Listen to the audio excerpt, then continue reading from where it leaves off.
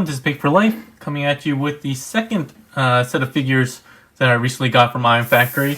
This is their IF EX-26R, so the Racing Bros, but this is Retrograde. This is a remold of, I believe, their Sunstreaker mold, which was part of the original Racing Bros, and these are Runabout, Runamuck and Runabout, the twins, so they're exactly the same mold.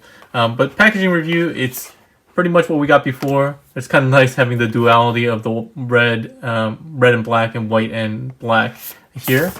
On the back we get the product images. It's just kind of funny that literally they're the same figure. The only thing that I think might be different is their face sculpt. So let's go ahead and get these out of packaging. Comes with instructions and some additional weaponry. And even their weapons are exactly the same, except for the coloring. So here we have Runamuck, I believe, and Runabout. Excuse me if I get these wrong. These are not my favorite G1 characters. So, alright, since these guys are pretty tiny, let's zoom in just a bit to make this review a little bit more appealing. And as you can see, like I said, they are almost exactly the same. The only thing I can notice is that the face sculpt is slightly different. Like in the head sculpt, you can see his head sculpt shaped is a little bit squarer, and his face mask is a little bit lower. Even the eyes, I think, are slightly different. The only other thing I noticed, besides the paint and the colors of the plastic, obviously, are that there's one extra bit of paint that on this guy.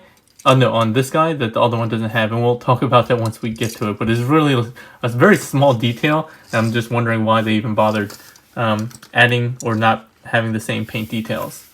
The weaponry, exactly the same. One is just painted in metallic red, and the other one is just molded. As you might expect, they'll peg into the hands, like so. A quick 360. And this mold is definitely the better of the two Racing Bros mold, I would say. Of the Lamb Bros, as I used to call them. So let's just look at one at a time. I don't really think it makes sense to transform them both, but since it's such a basic transformation, I'm just going to do it anyway.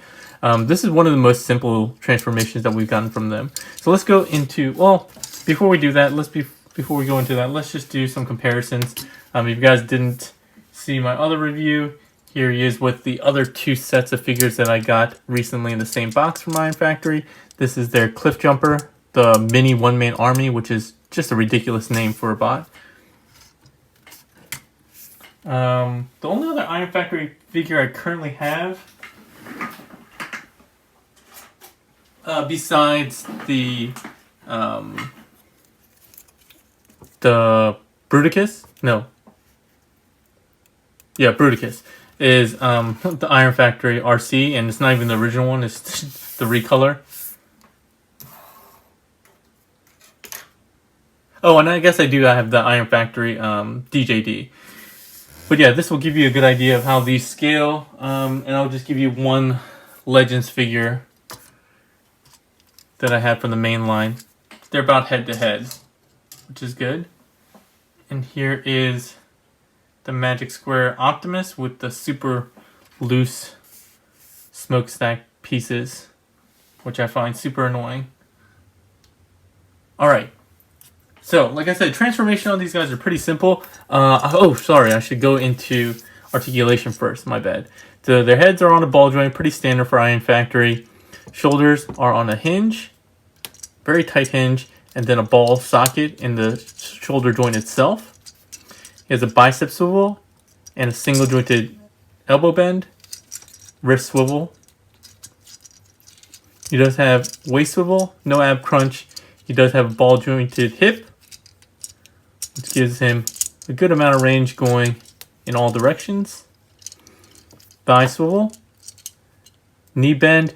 He actually does have kind of an additional joint for transformation, so if you really needed to, you can use that. Obviously, that breaks up the look of the mold. For some reason, this thing is on a hinge. I don't know why I don't think you ever need it for anything. I thought maybe you could use it to lock the knee in place, but no, it doesn't. There's kind of a soft lock here, but I don't know why that joint exists. He has a toe and a heel and a pivot at the toe.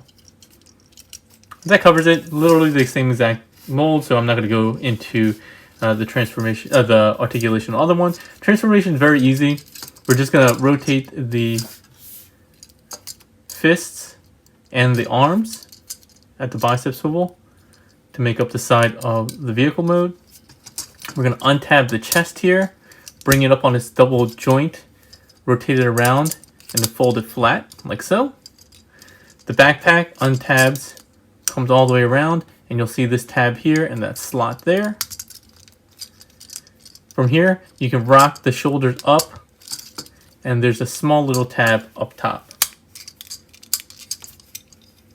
And this little section here, and we'll see when I transform him as well, is the part that's not painted on Runamuck, but it is painted on Runabout.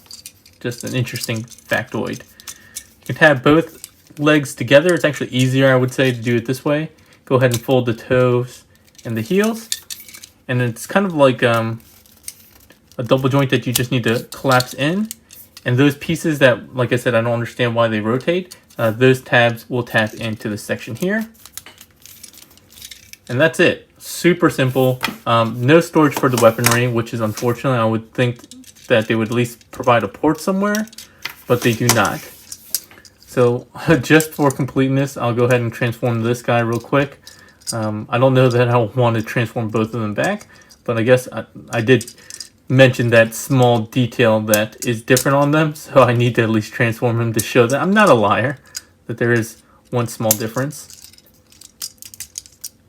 I guess I could even only do a partial transformation to show it, because right here on the small of the back. And that's the only other detail that I can tell that is different from these two besides the head sculpts. Have these two halves in. Collapse that in. Oh, make sure that this is flipped up. And there we go. So alt mode wise, they are very cool looking. I think it's interesting that they did this design. I thought that this would actually cover up and make this more cohesive. It's just kind of weird that it has a little sunken in piece here, a little sunken in piece there.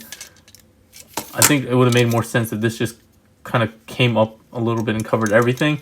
I don't know why that is, but maybe just to make it a little bit more interesting. I don't know. It just looks odd to me. The wheels do roll. They're just plastic. I said that's the only paint detail that's different. I will say the paint is nicer on this than on the previous figure. When I say Cliff Jumper, the dark blue, this red, metallic red, does look quite nice. A lot smoother. The black paint is okay. It's just kind of boring. No storage for weaponry. Just because I had him for my last review, here is New Age Bumblebee. You can see how tiny he is in comparison. I think that scale works. And that's really it. So let's go ahead and transform. I guess I'll transform both back. But I'll do final thoughts while I'm doing that as well, because like I said, this set is pretty simple. And because they're the same mold and a mold we've already seen before, there's not a whole lot to talk about. The only thing I will talk about is that, because I talked about it with Cliff Jumper, is like pricing for Legends. So the original Racing Bros, which are two distinct molds, I think came in at like $80 each, US retail. These guys are coming in at I think $50 each US retail, which I think is a much more reasonable price, given that again, it's almost exactly the same mold aside from the head sculpt and some paint. And it's a mold that we've gotten before. I think this might be the third time that we've gotten this mold. I'm trying to remember who else shared at least a very similar mold to this. And I don't have the Sunstreaker anymore. I sold that set a while ago, so I don't know exactly how it differs from Sunstreaker. But I guess my mentality for this is, it's one of those things, like I've always said with the MMC reformatted recolors, is that you start getting obscure characters that you would otherwise never get. And so if you're one of those few people that is a big Run-Amok or Runabout fan, you're never getting figures, right? Rarely ever are you getting figures. So the fact that you get an option like this to expand your your limited collection for your favorite character or one of your favorite characters is kind of nice, especially if it's at a discounted price. So $25 each is more reasonable, I would say. There we go. Untab this section here, bring this around. The backpack tab's there. And then this tab's... Well, actually it doesn't tab, it just kind of sits in between. But that's it for the review. A very quick and simple 2-for-1. A 2-pack. These should be shipping if they're not already shipping, since I just got them. Toy Dojo does have them up for pre-order along with Cliff Jumper and Exhaust. So if you want these guys for your collection, definitely hit them up. But yeah, otherwise, not like I said, not a lot to say. They're not a set of figures that I'm really particularly interested in.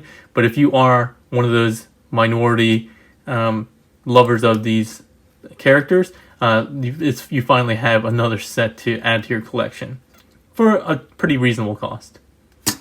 But yeah, that's it for the review. If you like the review, please give it a thumbs up, share, and subscribe. I will be coming back with the last figure in the set that I got from them, which is Exhaust, another remold.